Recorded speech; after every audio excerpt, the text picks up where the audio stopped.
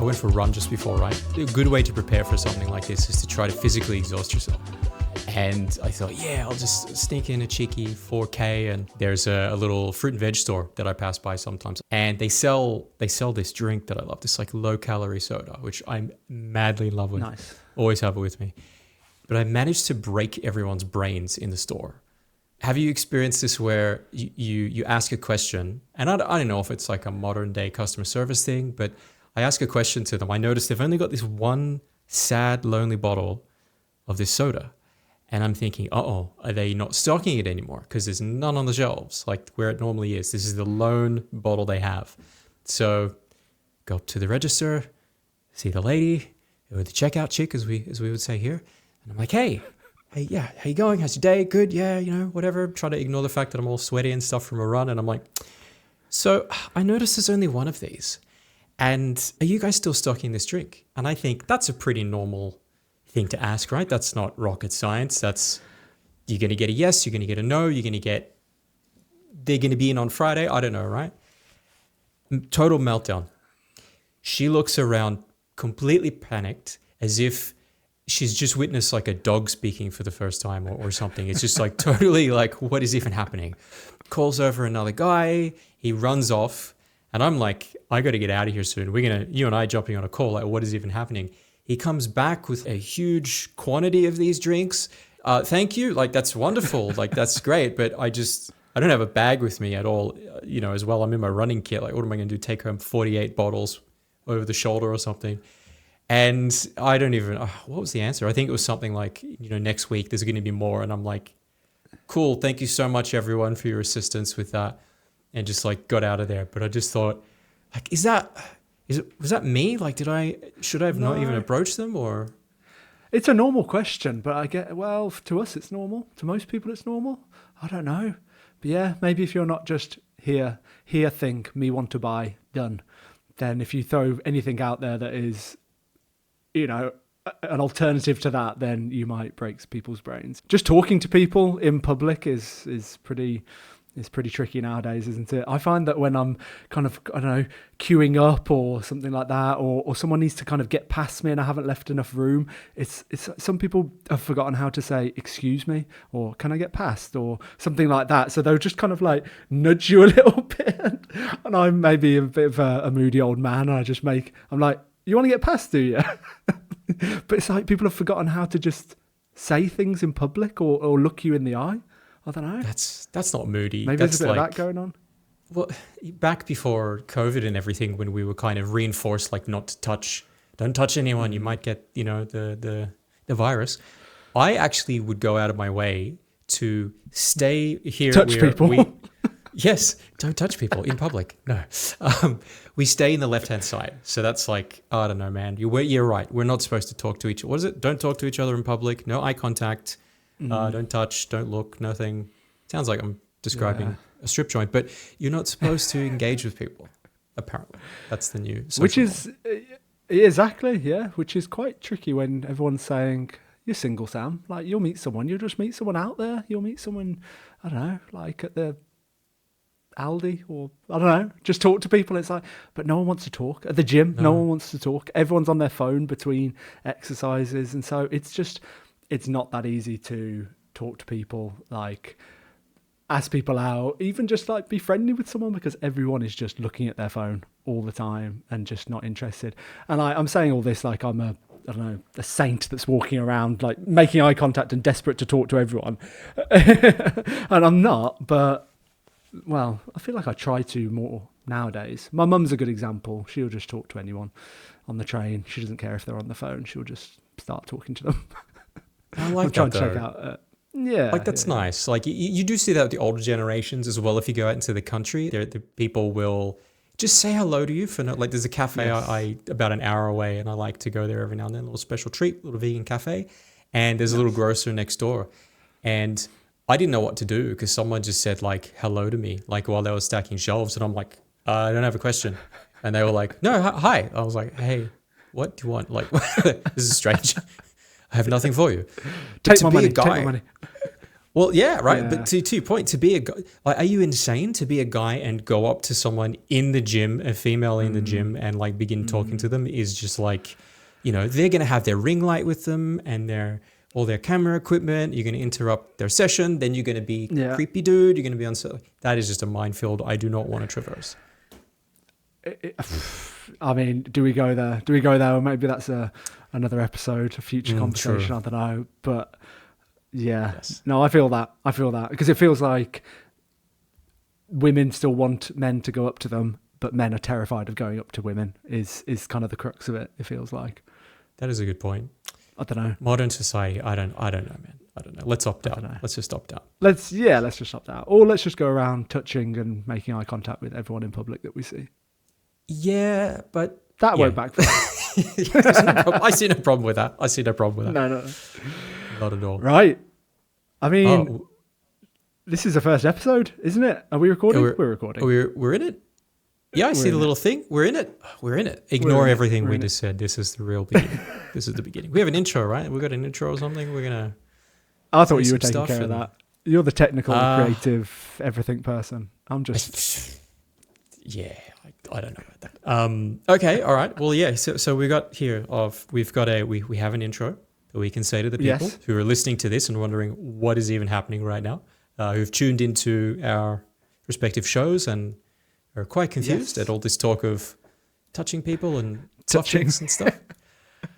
Okay, well, so this is welcome everyone to the first ever episode of Serenity Sessions. Now, whoa, what do we say? Like trying to explain what Serenity Sessions is, other than just a meeting of two curious, intelligent, handsome minds, basically, isn't it? Like opposite sides of the earth, joined together through a love of what? I don't know. What are we saying? Just trying to make sense, aren't we, of this weird world we're living in? Thinking about, how can we find a bit of peace in 2025? How are we going to do more of what we love, less of what we don't love? Being useful to people. I feel like we bond over that, don't we? We want to help people.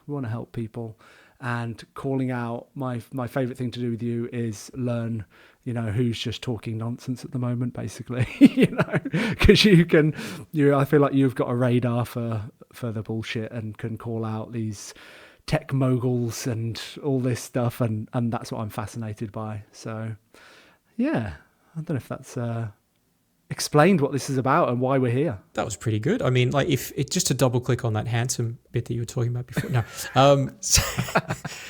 but it is right. Like this just came about, I guess, organically, right? Because we, have now. How long have we known each other? It's a couple of years now, right? At least 2, maybe 3. Yeah.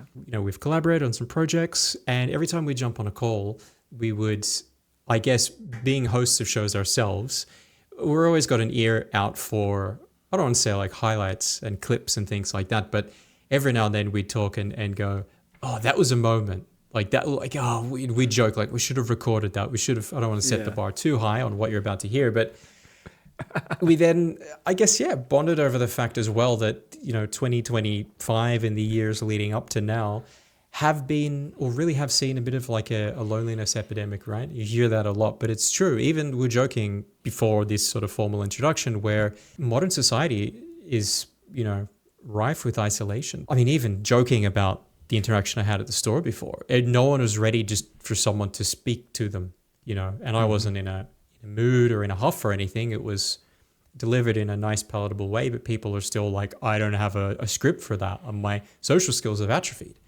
And so, like talking about that as an example, trying to, what would you say, give something that someone could listen to that's a little bit different, a little bit off kilter, maybe not so formal, but still delivers value. It's still something that someone could tap into. Maybe you're going for a run or you're in the gym or whatever. You are feeling lonely. You are out there. You have stumbled across this. You can hear two, as Sam said, handsome blokes talking, shooting the shit about technology, about society, trending news, things that are happening in the world of everything, really, like trying to navigate this absolutely wild and crazy year, and I think years that we're going to have. I don't see the craziness slowing down. I think it's going to get even more strange before it gets calmer. That's my prediction. Well, for at least another 4 years, perhaps. Yeah. Yes. But yeah, that's it. And I think you like hit on 2 points. The one that we're gonna aim to provide some useful things, aren't we? As well, like we're thinking maybe at the end of the episode we've got a segment each, and maybe we can talk about something that's a little bit more around tips and ideas, or I don't know, things that are working for us, things that aren't working for us, and maybe people will find that useful and practical. But then also, yeah, I feel like anytime I post or talk about or have someone on the podcast, a guest that's talking about feeling lonely, that's talking about love and loss and grief and those kind of topics, that those are always the posts and the episodes that people resonate with, and you put them out there, and then you go, wow, so many people are going through this. This is not just me. There are so many people that are feeling lonely. There are so many people that have gone through a breakup or a divorce or something like that, and they're struggling, and it's really hard, and they've maybe not got the people around them to talk to about this kind of stuff. And so, it's one of the things that we've kind of bonded over, isn't it? It started as a more, professional relationship, and we were, on each other's shows and chatting on LinkedIn about tech and social media and the internet and stuff like that. But then we'd jump on calls and we would start talking a little bit more about relationships or family or childhood. And it's like, oh, this guy, it's almost like, you're a mirror opposite in some ways. You're all the way across the world in Australia, if anyone hadn't noticed. And, it feels like we've gone through some of the same stuff, and we're struggling with some of the same stuff, but also we're feeling really positive and enjoying some of the same stuff as well. And so, yeah, I feel like it's nice to record these things, even if no one listens, even if one person listens. I don't care. We're still going to record this, I think, aren't we? And yeah. It just it's a way for us to, find a bit of community, lower some loneliness. Yeah, chat to a friend like I would, because there are some of these things where, I don't know about you, but my friendship group around me, most of them, if not all, are married with children. And of course, that doesn't mean that they're not there for me or supportive. Like, they are incredible. All friends and family are checking in on me, and, I'm seeing them and all that good stuff. It doesn't prevent that. But at the same time, there are some things that they maybe just can't quite relate to. And so it's just nice to have someone to share this stuff with and get their perspective who's in a similar position. Does that land, or have I just gone off on one and it's just not that deep? That's what my nephew would say to me, Samson. My 14-year-old nephew, 14 or 15, he just goes, Sam, it's not that deep. I think it is. I'm sorry. I think it is. And I think you hit on some, good points there, in terms of, okay, mirror opposites, how many thousands of kilometers, miles, whatever separate us, but it's still universal. Like, everyone's going through this. Either your point of like the episodes that resonate the most are the ones talking about those topics, is because I think people want to know it's okay to even feel like that. People want to know it's normal. Other people are feeling this. Maybe get some tips on how to navigate that. Because it is different, right? Like, even though, friends and family that are in relationships, and I'm okay with being solo, right? But not everybody is. And you have those conversations with people where, I don't know, if I was talking to, friends or family that are married, and I told them that story about the soda, they might say, well, it's good that you've got someone to talk to. And it's like, no, like, it's not that. It's I'm like, okay. I'm well, like, I'm okay. And they're like, we see each other through different lenses, obviously, and you only know that through your own life experience. But I think it's in the name, right? This is sessions trying to find serenity, really, and like trying to live a more serene life. It doesn't mean that we're going to be talking about what is it? Get up, get natural light in your eyeballs, do 2 hours of journaling, then an hour of yoga, crush up every green thing you own and drink that. Like, no, there are other things that can bring you serenity, and hopefully we're going to touch on those things and cover those as we go along. Exactly that. And just going back to what you said about, offering tips or something like that for someone going through, and I think I even said it as well during my little spiel, and it's like, actually, most of the time people don't want tips, do they? I'm finding like this is where I am in life now. I don't need any more tips. I don't need any more habits. I don't need any more routines. I just want to enjoy the little moments that I have and think, like, this is enough just as it is. I don't need to worry about when I'm drinking my coffee or what, like, have I left enough time after I woke up? Should I be having this supplement? And, oh no, like you said, oh, maybe don't I need to journal because I'm not feeling great. And it's just like, sometimes I just want to relax and also just be listened to by someone and just sit with someone. Like, how much value and power is there in just sitting with someone and just saying, I'm here for you, like, this is okay. I don't need you to say, have you tried this? Have you tried this? Or, yeah, I went through that as well. And what really helped me? It's like, yeah, sometimes that's helpful, but other times it's not. And that's not what I want, what you want, maybe what other people want. They just want to be listened to, don't they? And heard and like seen. Like, yeah, I see you, Sam. Like, I see what you're going through. If you need anything, I'm here. If you just want to hang out over a video call, if you want to just go for a walk, great. You know, I play Call of Duty with one of my good friends about once a week or something, and that's just our like time together just to chat. And sometimes serious things come up, but most of the time it's just we're just chatting about life, and that kind of fills my cup of socializing, and like that's enough. It's not about tips, it's not about what you need to change, it's just seeing each other. Chatting about life while killing people is good. I think it's a good practice. Like that's virtually no, but it's true, right? I think that's why you've seen the rise of things like what's it called, BetterHelp, right? Like you where it's like micro therapy almost, where it's like, hey, you can jump on there and just talk to someone. Yeah.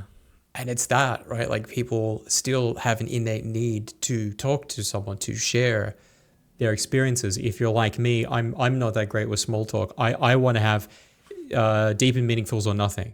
So like that's where I'm better with like one-on-ones. But at the same time, you can't have like I couldn't begin telling my life story to the cashier.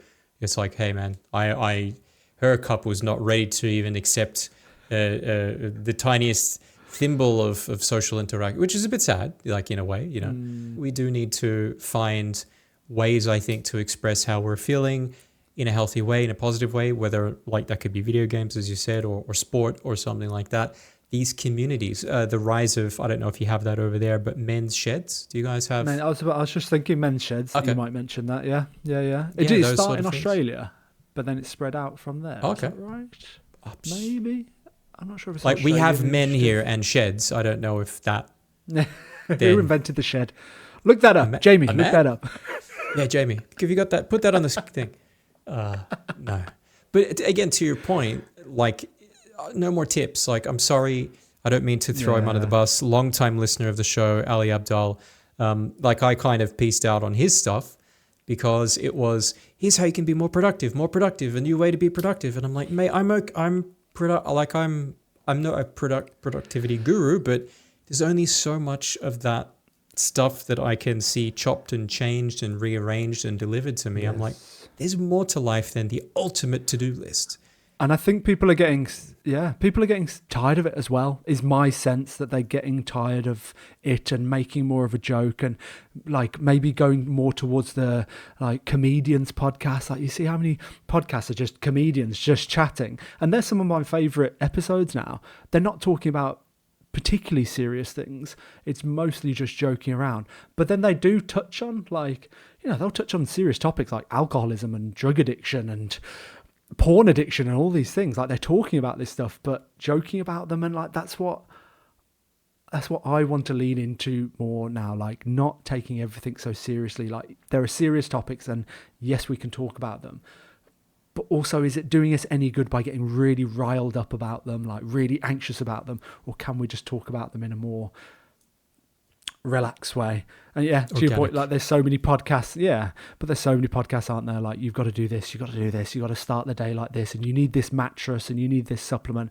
and people are just going, oh man, that's enough. And I had the thought the other day about how did like Newton and Einstein, how did they how did they come up with all their theories and things when they weren't drinking a greens powder and they hadn't slept on a temperature controlled mattress and they hadn't journaled for 2 hours when they woke up and, you know, got sunlight in their eyes, like you said.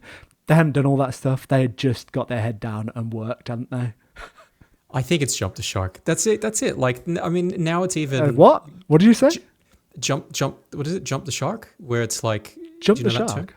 That's when there's a moment, I think it's... Where did it begin? That was Happy Days with the Fonz and all that show where it got so ridiculous that he literally, or one of them is on jet skis and jumped over a shark, and the show became a parody of itself. And at that point, you can no longer take it serious.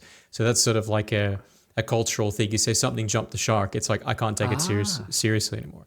Like the new wave of productivity crap is get sunlight on your butthole and stuff, like make sure that happens so you're in tune with nature. And it's like, no, first of all, where am I doing that? And second of all, like, no, then just no, like, you know, two through 100 million is like no to all of that sort of stuff. Sorry if there's actual science behind it. I've not looked into it, but those are the things where like, it's just, I'm not with it anymore. I can't keep up with that sort of stuff. And I think we're going to see some of the podcast bros step away from it and actually go back towards, I don't know, maybe not, but kind of maybe some of these sponsors will fall by the wayside and they'll start to look at other things because maybe they just won't feel right about it. I don't know. I just find like there's so much contradiction. You don't need these supplements. You can get all of this from Whole Foods, but then I'm selling you a supplement. It's like, hold on. There's just so many contradictions between advice shared and sponsors, and I just don't get it. Do you supplement stuff? Like, what's your morning thing? If you have a thing? I take a multivitamin. So I've been plant-based for like almost 7 years now, and it seems like the recommendation is take a vegan multivitamin for things like B12, vitamin D. But those are things that, from my understanding, everyone should be taking, whatever your diet. Everyone in the Northern Hemisphere should be taking vitamin D. You're all right, you get plenty of sun. But us up here in UK and Scandinavia and stuff, we need a bit of vitamin D. B12, apparently, this is not an exclusive to plant-based thing. Everyone should be taking it. So take that. And I take creatine monohydrate as well, because, again, my understanding is that's a very safe, effective supplement to take, not just as a training aid, but actually is for some of its protective effects against depression and anxiety, which is interesting. So, I take that because it's cheap and apparently very safe and very effective, whereas I feel like some of these other things that are being pushed at can't really say that. Like, you don't know what's in them, you don't know how much of what's in them is you're actually getting, and so much of it you could get from a whole foods diet anyway. We're exactly the same, except like really? I have a vegan multivitamin, so I'm vegan as well since, I think it's 10 years. I think I'm 10 years. I think it's 2014, 2015. So 10 years, which it scares the shit out of me. I'm like, that was like Wednesday. Like, how is it? Day. Yeah, like what even is happening? The only other thing I do differently is I add some protein powder I have a smoothie every morning, and I add protein powder to that just because it's delicious. So I add a little bit of chocolate in there, and then I'm eating like a chocolate milkshake for breakfast, or vanilla, or whatever it is I choose to have. Other than that, nothing. Yeah. I forgot about protein powder as well. Yeah, same. I do take a vegan protein powder, but in my oats, just like not even a full scoop, a little half scoop of chocolate protein powder. And like you said, it's like you have pudding every morning, and it's just, and now you can't go back because it's so good. And that's not because I'm trying to hit my protein goals, and I've got no idea how much protein I eat, no idea how many calories I eat, and I'm okay. Like I'm training pretty hard. Like I've built a bit of muscle. It's all good. But I'm not measuring, I'm not counting. I just go, I should probably top up my protein a little bit, so I'll add this scoop of protein powder, and I think that's okay. For listeners who are not watching this, Sam is a buff guy. He's fit, he's healthy. I think whatever you're doing, too big if anything. Too big. But that's true. Like, you don't need to. You can go down that rabbit hole of like trying to chase all that stuff, and you've had this probably as well, where it's like, how do you get your protein? or like it's like from food, like everybody else. I don't know. Anyway, sorry. Two anemic vegans rambling over here. So yeah, they're about to collapse. Ugh. What were we talking about? We were talking about Serenity Sessions, staying peaceful, and I think like all those things. It's like that encompasses it. I think, doesn't it? We're trying to find peace in this crazy world, and so we're going to be talking about stuff like this, I guess. You know, how do you assess all the advice that's coming in? How do you be careful around what you're watching on social media? All that stuff. Like, what do we do about the things that are popping up on the news about AI and stuff like that? It's all coming at us. So how are we going to stay serene in this situation? And also, how are we going to have fun as well? Like we talked about. I heard Matthew McConaughey say this phrase that I just loved recently, which was make a sense of humour your default. And I was like, that's it, isn't it? Yeah, just as you approach everything, like, can I have a sense of humour about this instead of another reaction? This morning I woke up and, you know, it's a pretty early start because we started recording about 6:15 UK time. So obviously it's morning for me, you're 11 hours ahead. So it was an early start for me. I was up at about 5:30. I knew that I'd want to have a coffee when we hit record. So I cleaned out my little mocha pot and I was taking it off and spilt the coffee grounds all over my kitchen floor. And I was like, oh my gosh. But past Sam would have gone, past Sam, man, that sounds like such a knobby thing to say, doesn't it? Sam of the past. Exactly. Old me would have just gone, oh, I can't believe it, you're such an idiot, and got really worked up. But I just spilt it. It was like, that's kind of funny, isn't it? It's just spilt on the floor. What are you going to do about it? You need to clean it up. There's no point in getting worked up about it. Just clean it up. It's kind of funny that you spilt it on the floor when you're in a rush and it's this time in the morning and you want to make a coffee. Like, that's quite funny. And that's not to say that I have that reaction every time. Some issues I've been having with my computer recently, I've not had that reaction. I have been like, oh my, but it feels like the ratio is shifting a bit of have a sense of humor about this from the you're an idiot, Sam, you're so stupid, how could you do this, you need to beat yourself up now because you pressed the wrong button on your computer.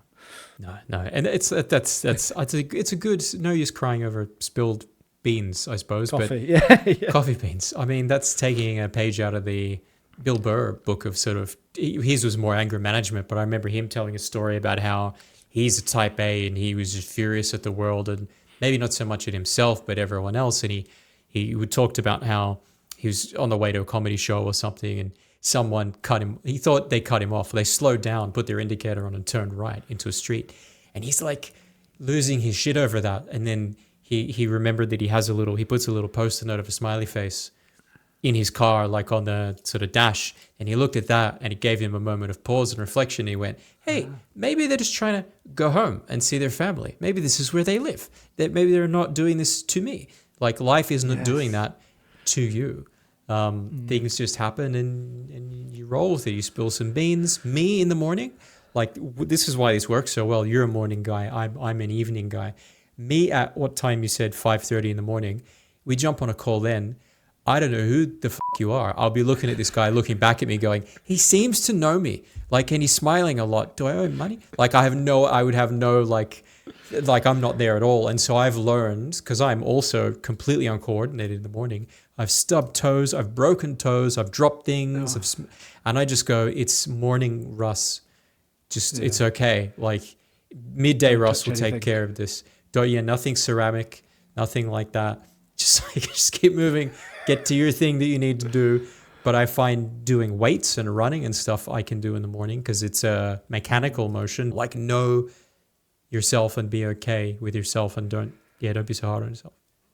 Nice. I like that. And with other people as well. Assume the best in people is a little phrase that Bill Burr story reminds me of that. Just assume the best in people.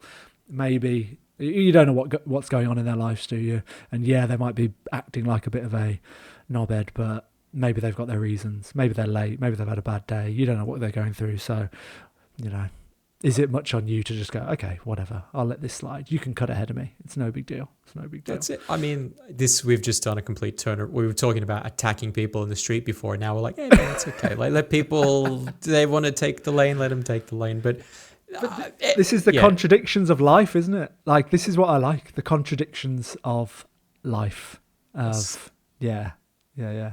The grey areas, not the black and white. Yeah. Well, yeah. Yes. Things. Yeah. There's always to some extent.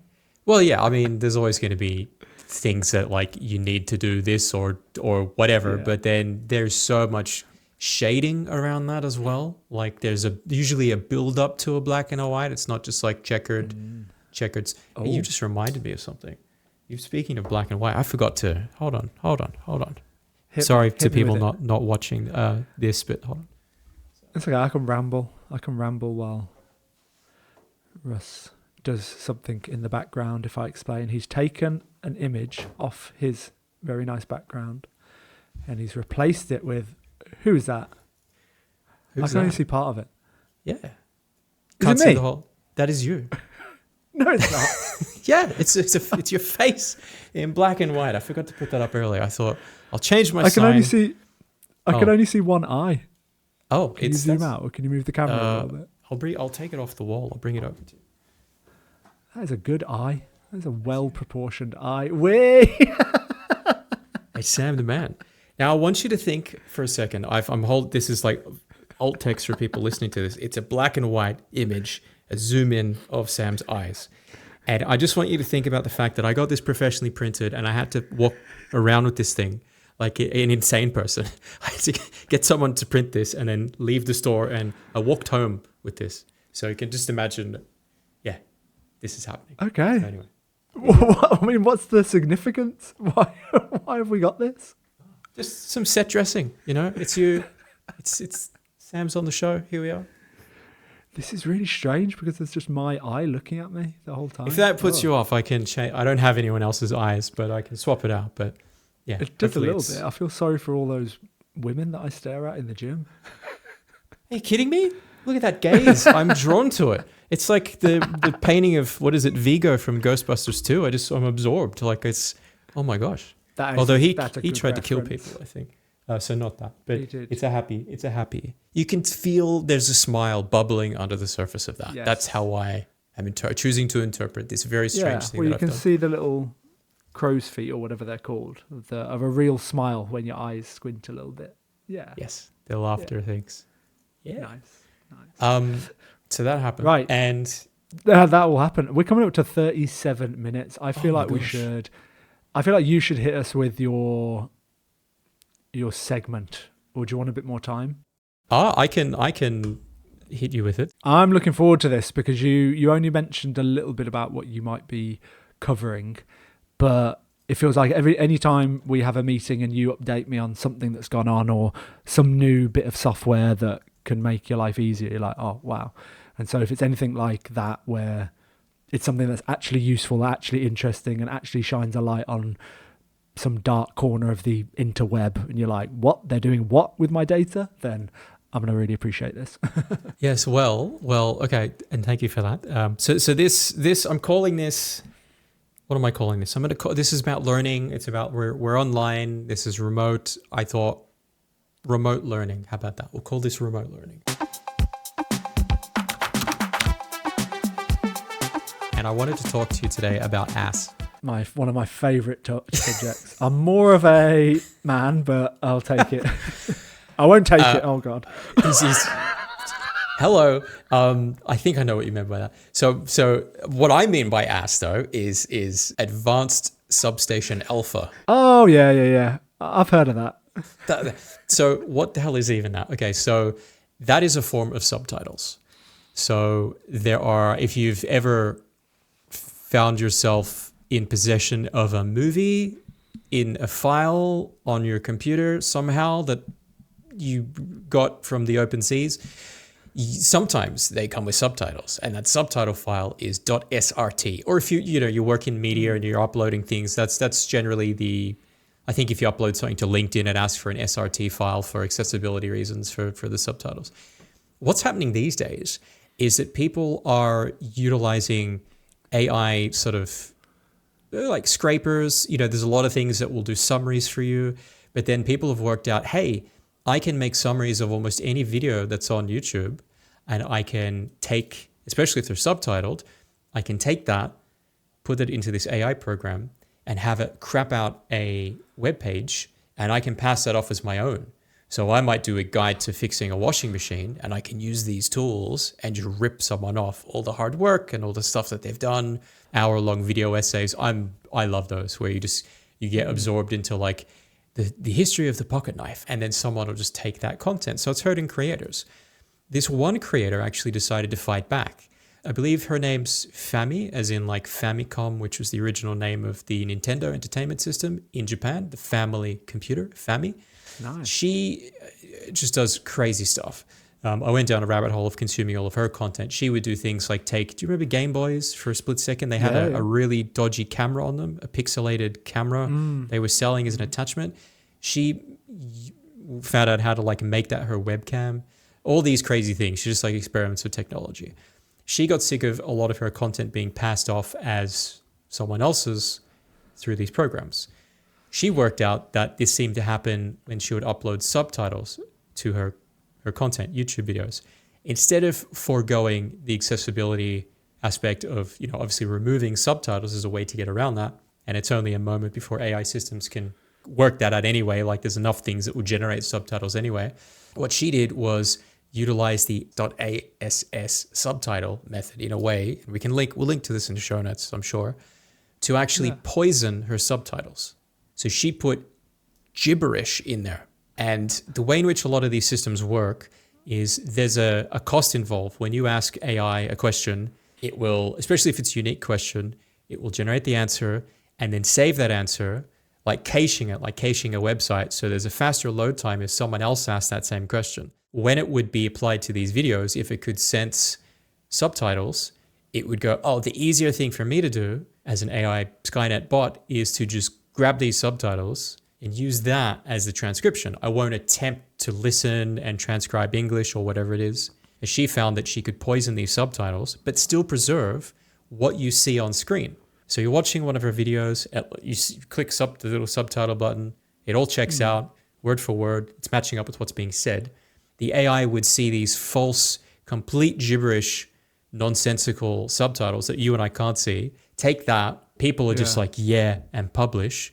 And now they're publishing utter junk. So it was a way to protect creators from having their content ripped off and kind of making fun of the people, making fun of the criminals. It's almost like a Home Alone situation. It's making a fool of the people trying to steal other people's content because they won't even think, and they'll just go, publish. You go and you read it, and maybe it's a guide to fixing a toaster or the history of the Nintendo as an example. And it's talking about the first thing you need to do is ride an elephant in the desert, and just like gibberish, and it's just like so that was what I had as today's little quick nugget of learning information. I find it really interesting, and surely it feels like it's a real problem as well. How are we going to know who's ripping off who? It feels like it's so easily people can just put stuff out into the world without doing hardly any work, without doing any thinking.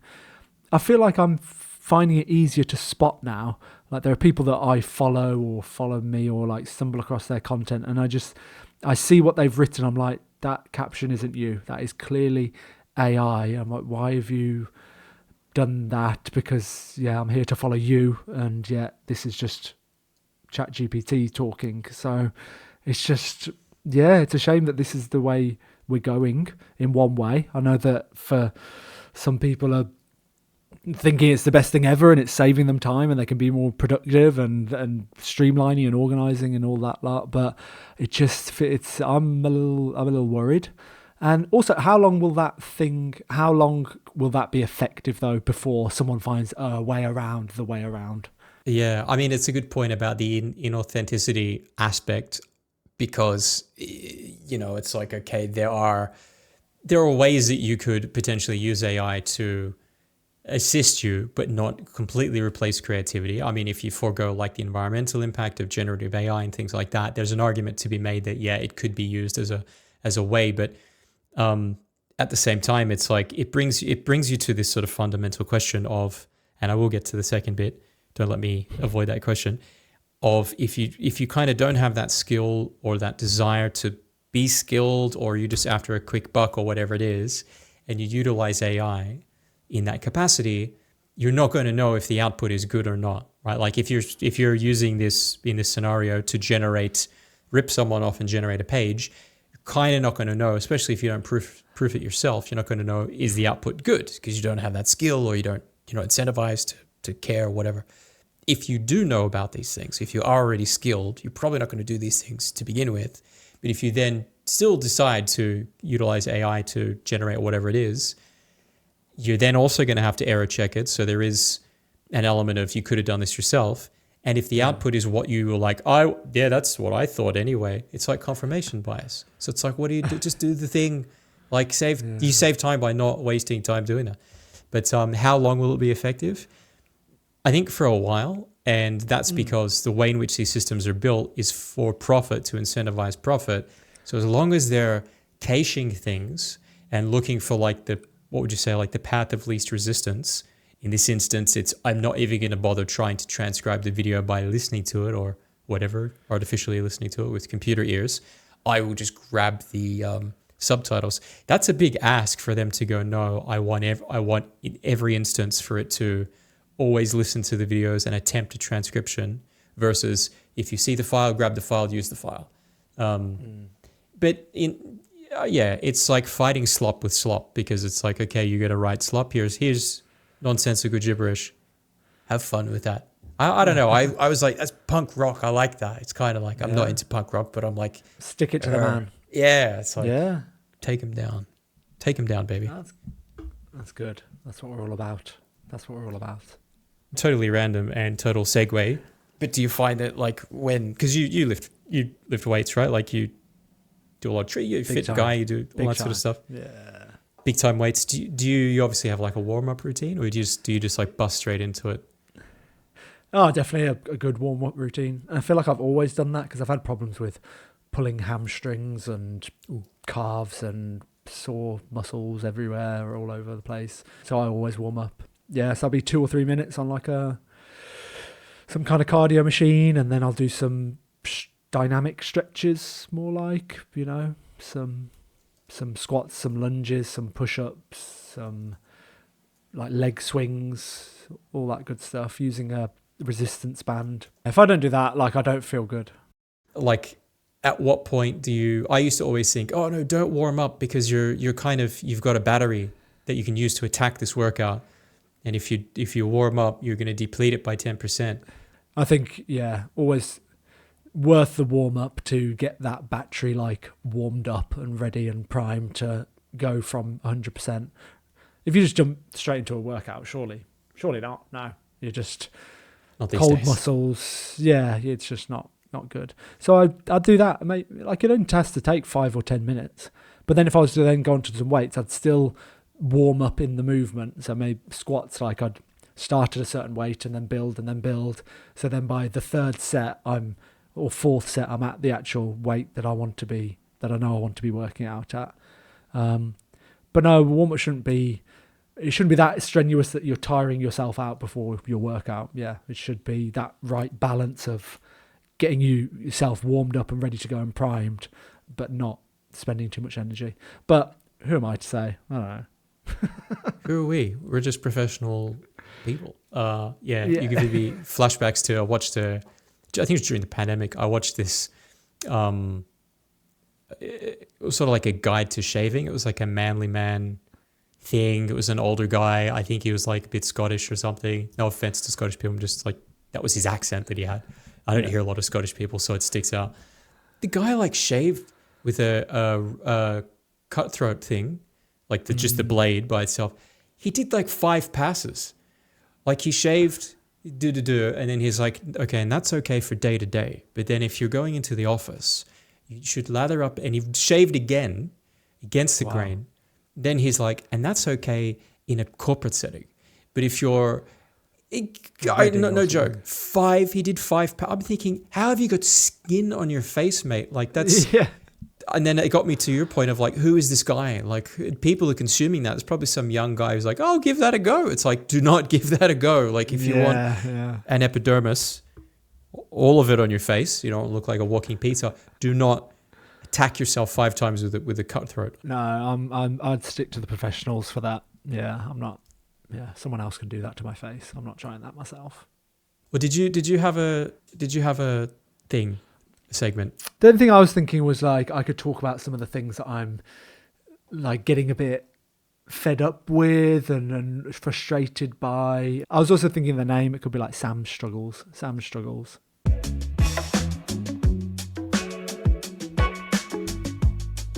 Where I need like my agony uncle Russ to listen to me complain. What's you might help me. An agony uncle. An agony uncle. Yeah. There's agony uncles and agony aunts, and that's like a newspaper thing, I think, where you'd write into someone. Maybe they should bring it back. Maybe they still have it, but if not, they should bring it back. So someone would write in and say like, "This is what I'm going through at the moment," and the agony aunt would reply. So you might see it next week in your magazine or your newspaper. Russ wrote in and said he's, I don't know, having an issue with blah, blah, blah. And then the agony aunt says, well, this is what. And actually, it definitely is happening still, because there's a guy on LinkedIn who's very much in the kind of men's mental health space. And he does some really good responses for men that are sharing things that they're going through, and maybe wouldn't get a sympathetic ear out in the world. But actually, he's responding to these letters or emails, whatever it is, in a really nice way and sharing. I like that. If we release this and people listen to it, which I hope happens, we could also get other people to maybe even write in with their things about what they're having good shout challenges with. Yeah. And they'll get 2 clearly professional, in the know responses. I have got some degrees on the wall behind. I've got look at that. The University of Sam's face. That's my professional degree. No, but it's like what we were saying, wasn't it? Just someone, a listening ear, and I've gone through that, and this is what helped me. Maybe you could try this, or just, I get it. I've been through the same thing. So, yeah, something like that. But today, I don't know, I haven't maybe got so much of a struggle or an issue. I was thinking about my morning coffee. It's not a struggle or an issue. Not the spilling on the floor thing, but the beating myself up about when I have my coffee, because all the information that I've been listening to recently about you've got to wait 90 minutes to enjoy your coffee, and so I was doing that, or maybe having a decaf and kind of like worrying about it, and then I think it was 6 months, a year ago, I was just like, okay, I'm just going to experiment. What happens if within half an hour I have a coffee? What changes? Am I going to have a terrible sleep or crash in the afternoon, is what you keep hearing, have the afternoon crash? And it just didn't happen. It was fine. I had my coffee and I enjoyed it, and it's like it's my favorite part of the day. If I have got a more free day and a bit more time in the morning to do a bit of meditation in the morning, just 3-5 minutes, something like that, and then open a book and have a coffee, it's like, it's bliss. It's when I kind of pause, look around and go, like, this is it. Like, what more could a man want other than a good book and a coffee and sitting in a cozy home? This is great. And I don't need to worry about timing my caffeine intake. I'm just going to enjoy the coffee. Obviously, if it had an effect, obviously if I was noticing something, obviously if I was drinking 5 or 6 and it was affecting my sleep or giving me the jitters, I'd reassess. But it doesn't seem to be happening. And also, interestingly, I've tried...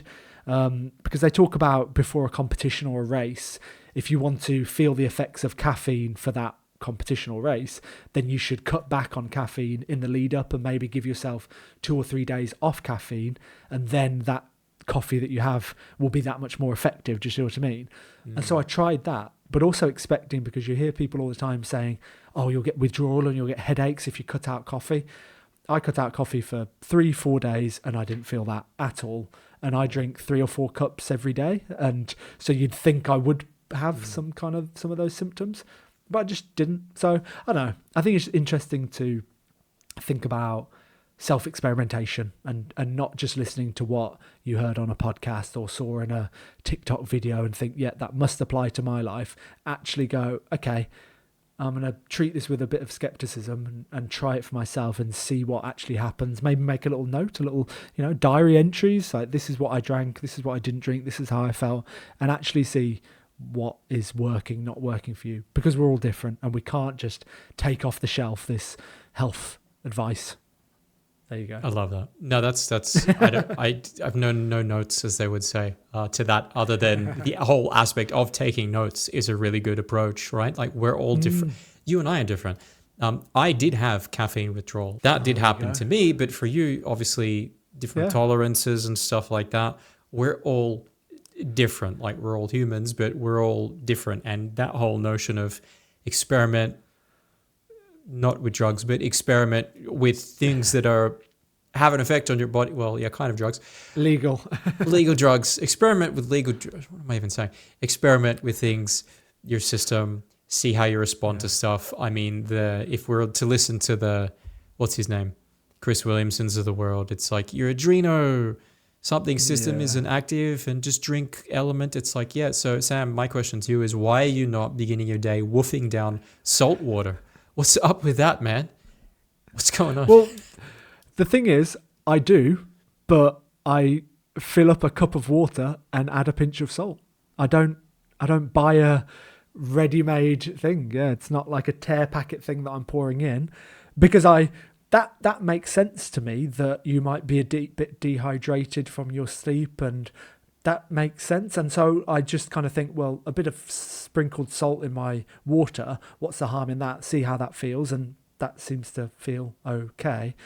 But yeah, it's going from that to a coloured, flavoured, sweetened powder that costs £30 a month for your subscription. It's like, how did we get there from a bit of water with salt in? And it's the same with energy gels and all this stuff. It's like you could just have like some toast with honey and it's still giving you that instant energy. And like, again, I'm not a professional athlete and I'm not, competing with some of these really quick guys and girls that are running around the high rocks, and maybe they are training to the extent where they need that little extra 1%.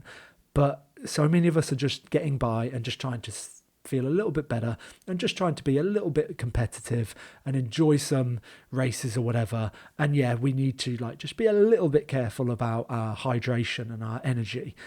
But it's like everyone is being made to think you should be a professional athlete, or everyone's been made to think that you should train and eat like a professional athlete. And that's what they do, and that's fine.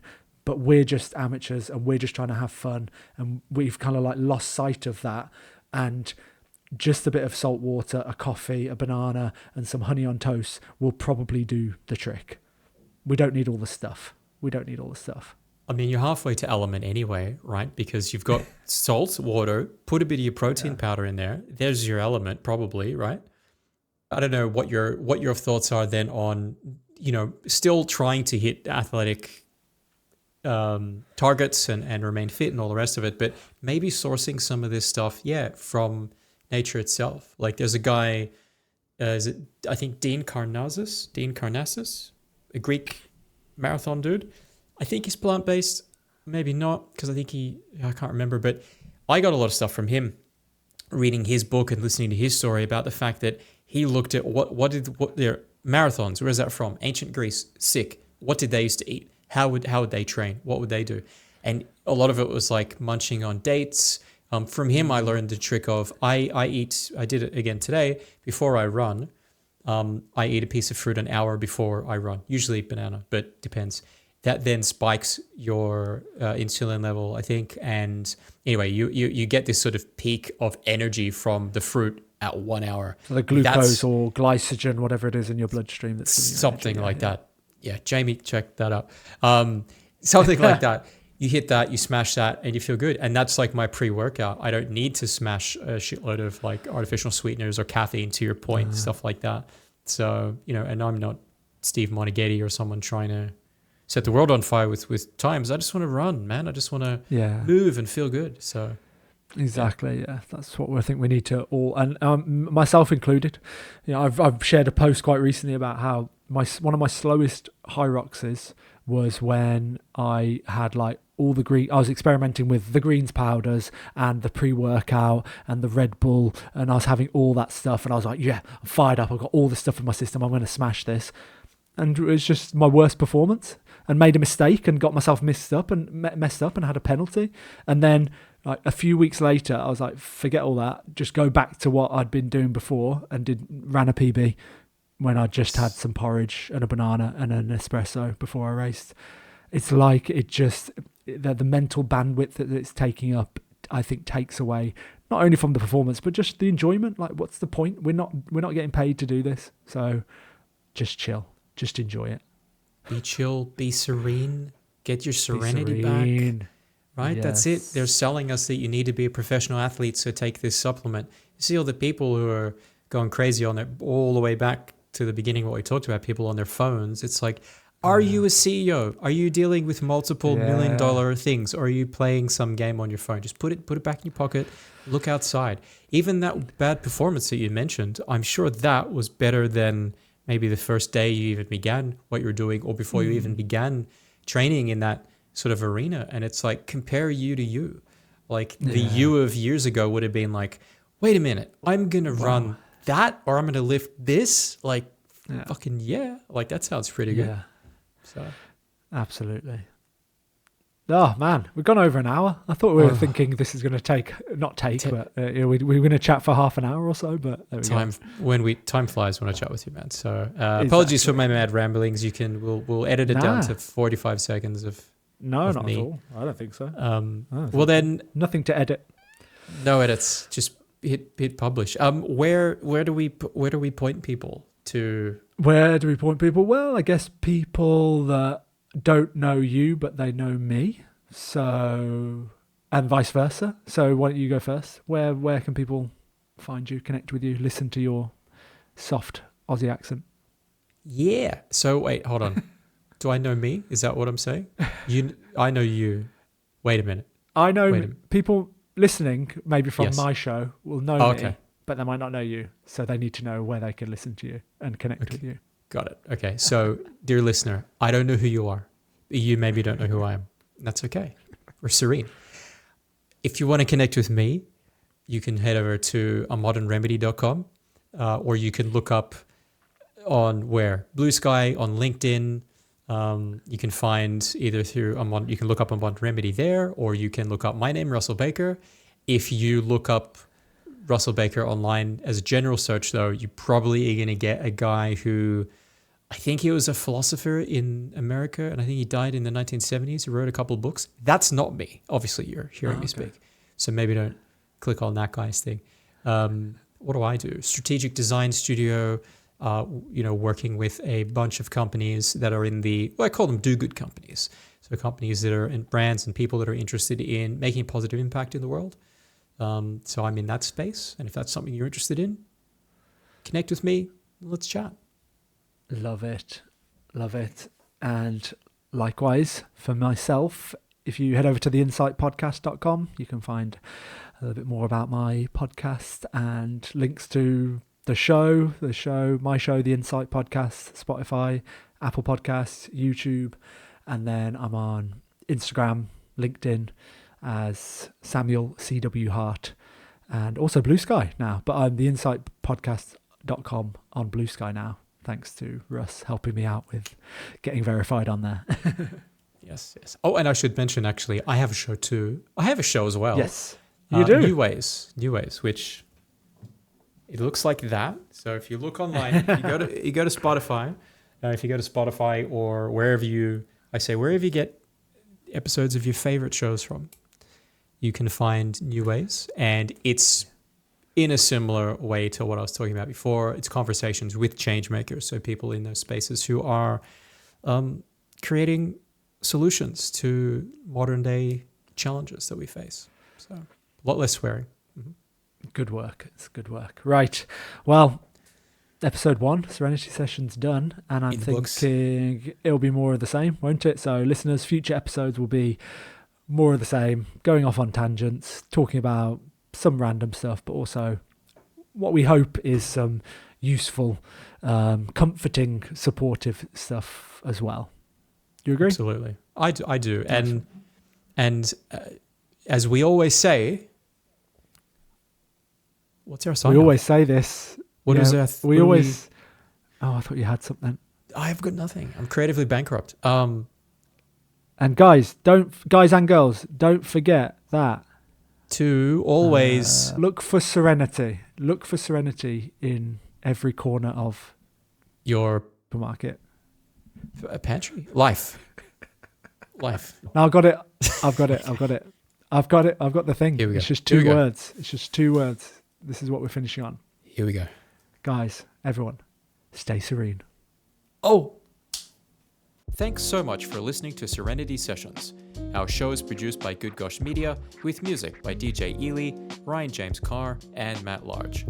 Please follow us wherever you get episodes of your favorite shows and be sure to check out goodgoshmedia.com for more.